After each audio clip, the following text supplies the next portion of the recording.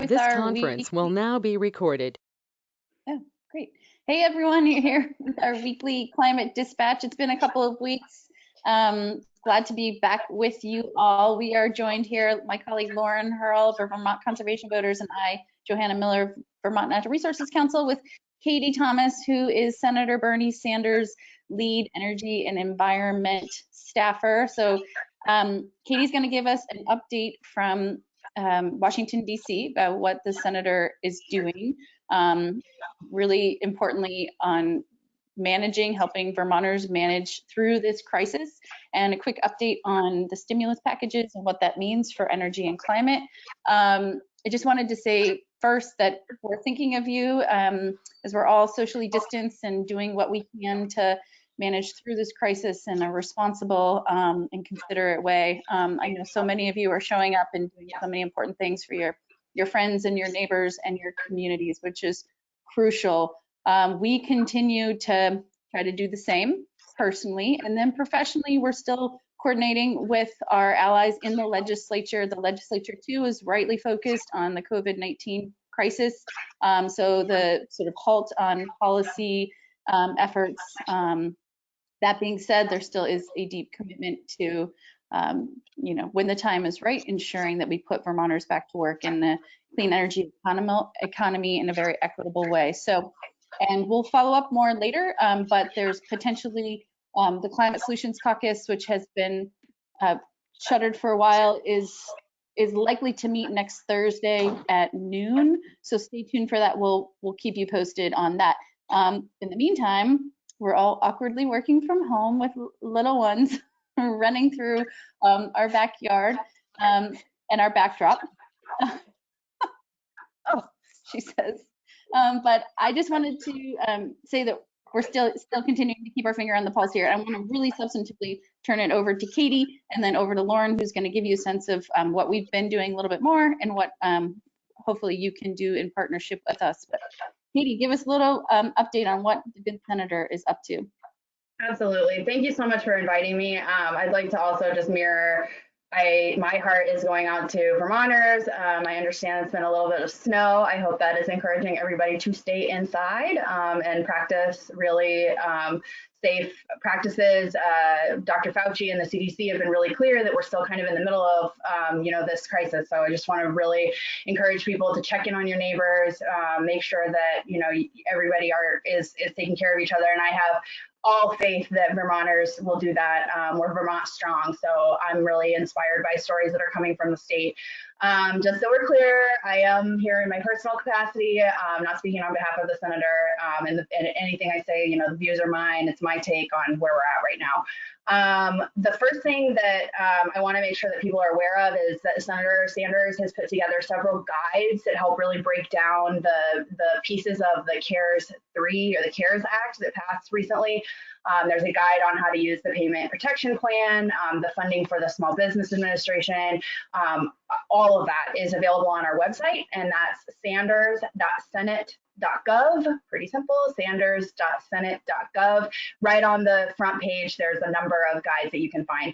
And the other thing I'll say is, please don't hesitate to reach out to our office. If you're struggling, even just you're lonely, even if you just need somebody to talk to, please reach out to us. We're available. We are still working, albeit from our homes. And we really want to hear from Vermonters, especially if there's anything we can do to help you access your federal benefits, or again, like I said, if you just really want to just chat. I mean, we're here for you, and we all know that this is really difficult for everybody, and ourselves included. I think we're all in this together. With that said, we're looking at the next package being probably pretty limited in scope. The president told us yesterday that the SBA money has run dry. So the really big priority for Congress at this point, I think in a bipartisan manner, is to really plus up the funding that's available for the payment protection plan and the money available for small businesses. While we originally thought that we were going to be able to attach a couple of other things to that package, it's looking like it's going to be pretty narrow and pass potentially as early as next week. So that said, the bigger climate and energy priorities that the LCV and VNRC have sent to the delegation that we have discussed does include some things that I would kind of put in the bucket of more stimulus asks And so that is probably the next package that we're looking to see built up, probably on the House side first. We know that obviously with Democratic leadership on the House, these issues are just a little bit easier to get right as the initial proposal that will be put out on the House side. You may see a cat running by behind me too, just so you know. And so with that said, the thing that the senators focus on right now, kind of while we're in this weird what's happening next moment, is to put out a vision for the midterm. So what I'm thinking of is kind of the next month or two. And the big priority that I'm working on is ensuring that there are no utility shutoffs for electricity, energy, so heating, oil, or however Vermonters are still heating their homes, internet service, obviously we're all working from home, and water. So we are working with a number of other offices, Senator Schumer, Senator Merkley, Senator Markey, et cetera, on visions for how to ensure that that happens in an equitable way that does not also cause rates to spike when this is all over.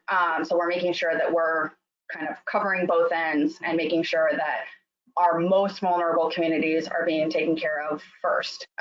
Just no questions asked, just like make sure that people are being taken care of in this time.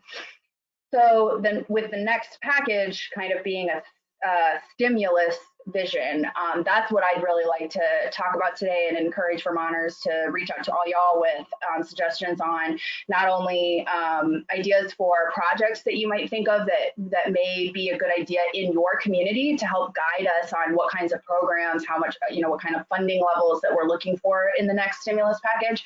And with that said, a lot of what I'm looking at is the American Recovery and Reinvestment Act, which was passed after the 2008-2009 financial crisis.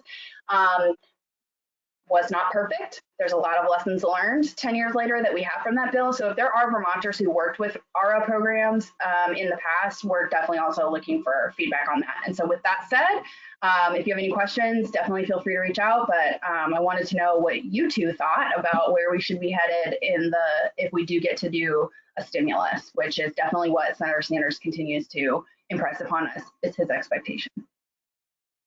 Yeah, thank you so much for that, Katie. And so folks know we have been working on trying to collect a whole bunch of ideas and really looking at the ERA programs for inspiration. What did we do a decade ago that was successful that we might want to reinvest in, re-up, because we really saw a lot of examples of programs in that where we were able to put people to work and simultaneously achieve our efficiency goals.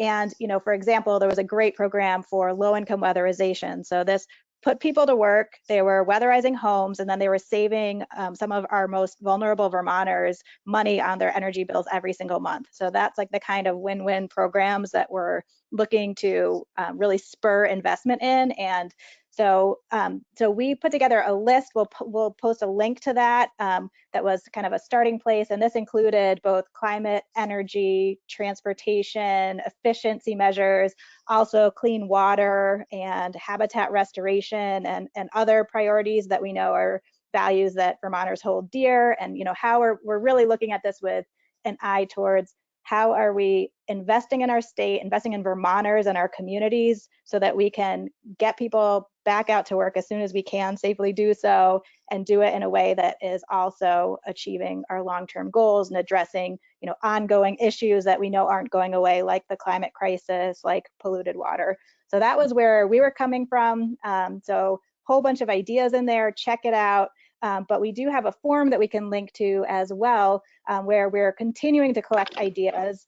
And as Katie said, I think if you have ideas, filling out that form so we can collate them and kind of combine the best and get your stories of, what worked well, what's an example from your community where this kind of federal investment really helped your, school weatherize, or whatever the story is. Like, it would be great to know, what worked, or if there were challenges that we should try to avoid this time. What were obstacles that we might be able to figure out. So I would love your input on, what you've seen, or if you just have ideas of programs that that we should throw in the mix, because it's this kind of investment, and it really is going to take that kind of federal stimulus to get Vermonters back to work and back out there. And if we do it in a smart, strategic way, we can try to build a more resilient, more equitable Vermont as we do it, which we would all love to see. So with that, please take a moment, check out our letter, provide your own ideas. We'd love to hear from you. We're thinking of you all. It's such a hard time, but I'm so inspired by all the care that everybody's giving to their community. And thank you to Senator Sanders. Thank him for all of us. And thanks, Katie, for joining us. We're so appreciative. And we'll be back again in another week or so. Thank you.